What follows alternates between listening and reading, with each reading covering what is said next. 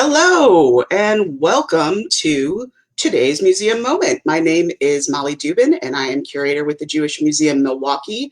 And this week we are very excited, I'm very excited, to be talking about Bob Dylan. So if you've had a chance to come into the museum space or to participate in our recent virtual opening, you'll know that we not only have this tremendous exhibit, Luba Lukova Designing Justice, but we have this incredible art installation that is called Shakespeare's in the Alley, a tribute to Bob Dylan, which is really looking at a selection of socially justice-focused songs and lyrics from his 6-decade career. So for this week's two museum moments, we thought we'd do a part one, part two. Part one, thought we would start with doing a little bit of an exploration of Bob's early life, which for many Jewish families began the same, with immigrant roots, coming to America and working hard jobs to create a life and provide for a family. So with that, I'm going to share my screen and we will start our slideshow here. So, okay, here we have a young, dapper Bob, probably late teens. And so we're going to delve into a little bit of the immigrant roots and early years, as I said. So I know that there are a lot of Dylan aficionados out there. Many of them are familiar with a lot of his background, some of it fabled, some of it factual, some a combination. But this really much is very much a Jewish family story that is familiar and is a similar experience to so many. So Dylan's paternal grandparents were Zygmunt Zimmerman and Anna Kirigs, who immigrated from the U.S. to the U.S., from Odessa in 1905. They were Russian Jews, and they fled following anti-Semitic pogroms that year. Very difficult time, a very dangerous time for Jews. So certainly they fled. They wound up coming through Ellis Island, like so many others. Dylan's maternal grandparents, Ben and Florence Stone, were Lithuanian Jews, and they immigrated to the U.S. in 1902. Bob's father, Abram Zimmerman, was born in Minnesota, in Duluth, on October 19th, 1911. And according to the census, he was the first of his family to be born in the United States. His soon-to-be wife, Beatrice, who everyone called lovingly Beatty Stone was her maiden name, was born in Hibbing, Minnesota on June 13th, 1915. And Abe, who was age 22 at the time, met an 18-year-old Beatty on one of her many trips to Duluth, and they married on June 10th, 1934, just 3 days after her 19th birthday. And the couple had two sons, both born in Duluth.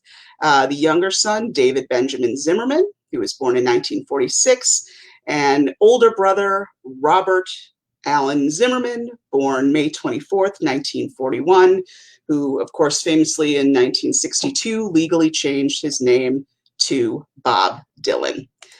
So, wow, little bit of a throwback here. So I was able to find actually a picture of Bob's father, Abe, from his 1929 yearbook. So there he is. I love the listing of what he's involved with, but also that he is no foe to arduous work.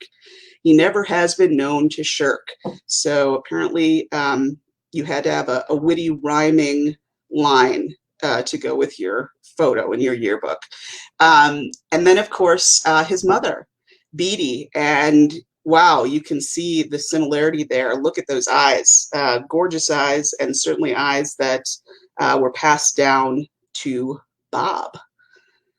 And in fact, his mother, he was such an attractive child, so pretty, his mother had said that, he probably could have been a girl because he had such a beautiful look about him.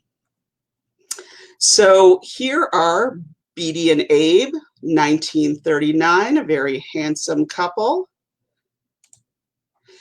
And so we know that Bob was born in Duluth, and this is the Zimmerman family home in Duluth. And like, so many families who immigrate, it's not uncommon, of course, if you have a sponsor or a connection, but otherwise maybe you're looking for a place that has geographical similarities, the same kind of feeling weather-wise.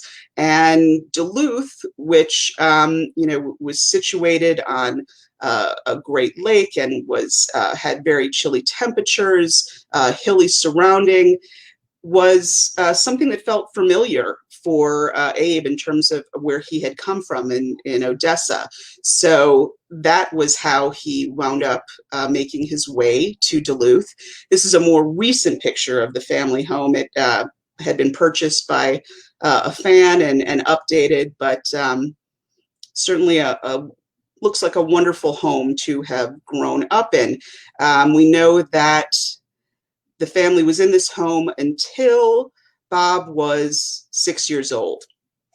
So, and before we get to that sector, here we have Beatty, Abe, and Bobby, who he was, of course, affectionately known as, circa 1943.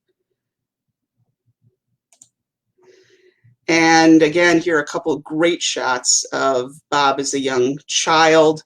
Again, on the left, you can see those beautiful eyes, and you can see what his mother was talking about in terms of being so handsome when he was born. On the right, showing an early liking to sports, which he did, which was very much like his father. In fact, both families, both Abe and Beatty, came from families that were musical. They introduced piano, different types of music into the home. Abe, when he was actually in high school, was in a band and played the violin.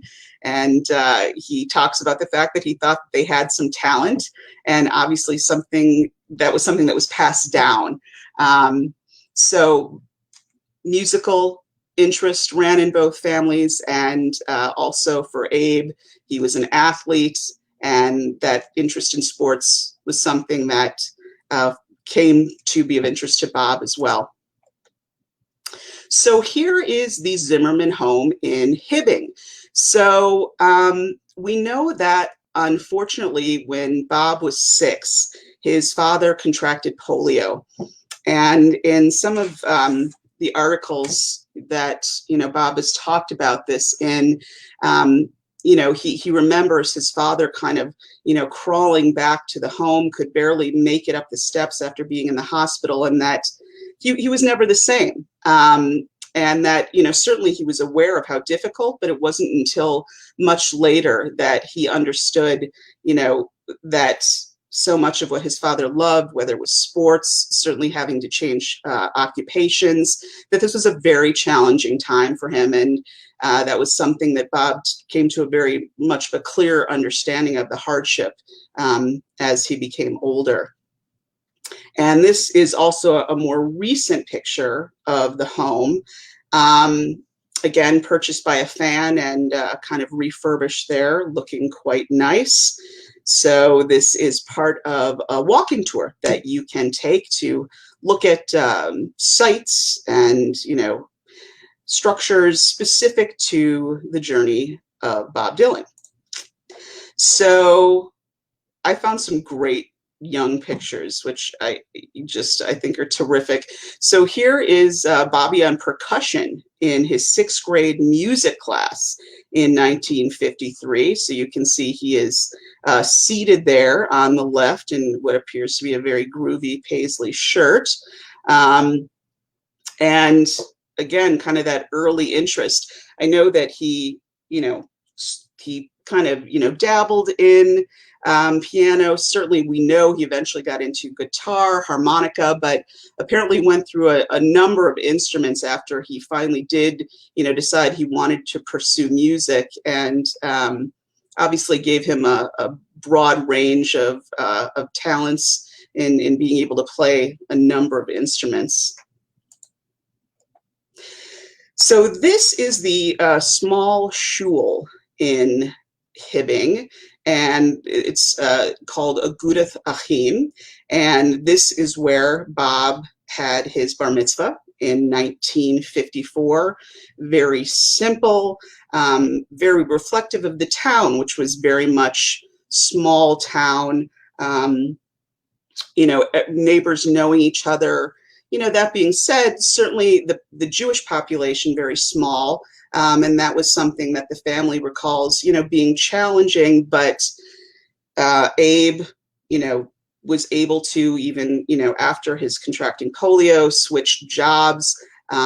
There was a clothing store in the family on Beatty's side, and so he wound up doing that, and actually was able to get to a place where the Zimmerman family really lived a comfortable life, not, nothing, of standards of some of the people in the town. There were a few wealthy in the town, but they were able to live just fine.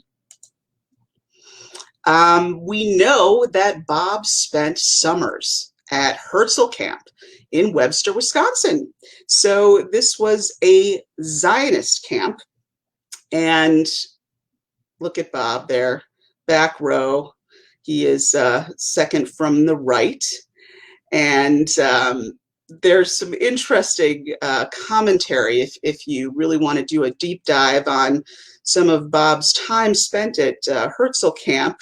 They have a blog, and of course, it's just very reminiscent. If you were a camper, or you have children or grandchildren who spent time at Jewish camp or camp in general, very much some of those same, coming of age feelings, first encounters with the opposite sex, searching for your identity, figuring out what you're interested in, all of these things. And I think it's just great being someone who spent a lot of formative summers at a Jewish camp, of course, at our beloved Interlaken.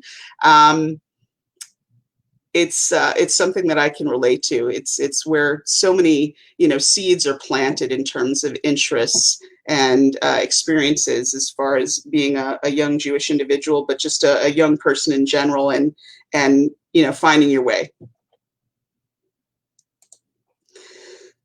Here's a great example of that kind of first exchange. We all remember maybe those crushes on some of the opposite sex in the different cabins, and here's a nice shot of that in 1957. Of course, Bob on the right there.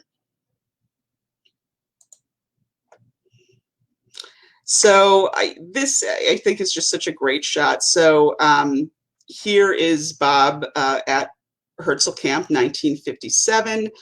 He's flanked by a couple of good friends, one of which is Louie Kemp, who was a best friend of Bob's for a very long time. They met at camp when Bob was 12 and Louie was 11.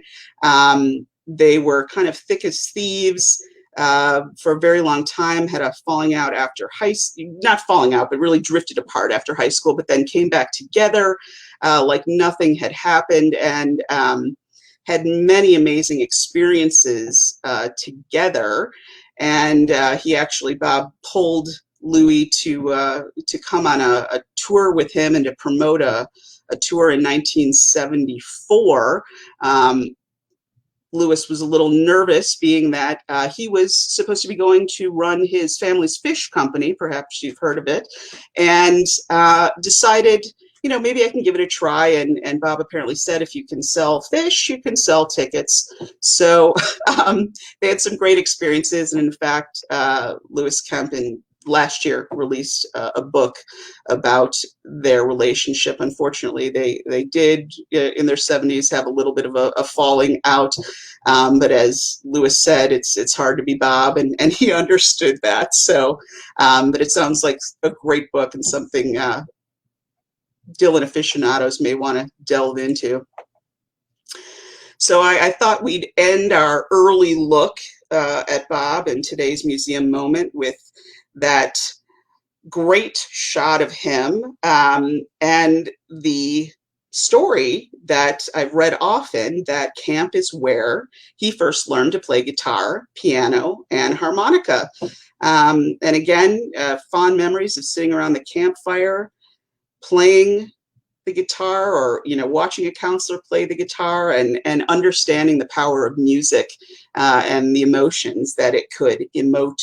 So I thought that was kind of a great shot to end with, in terms of kind of getting a feeling for where Bob's origins are, where he started to get an early interest in music, where his early beginnings in Judaism and a tight-knit community of tight-knit Jewish community, in Hibbing. We know, of course, that goes on to have an interesting tale in terms of his journey of pursuing higher power, religion, and culture, and all the above. And we'll get into that a little bit more in the next museum moment on Thursday. So with that, I would like to thank our museum moment sponsor, Robin Cohn, for helping us to bring these moments to all of you. And we've got, of course, continued great programming online, great exhibits in the space. So we will hope to see you, if not here, on the screen again soon. Thanks so much, and have a great day.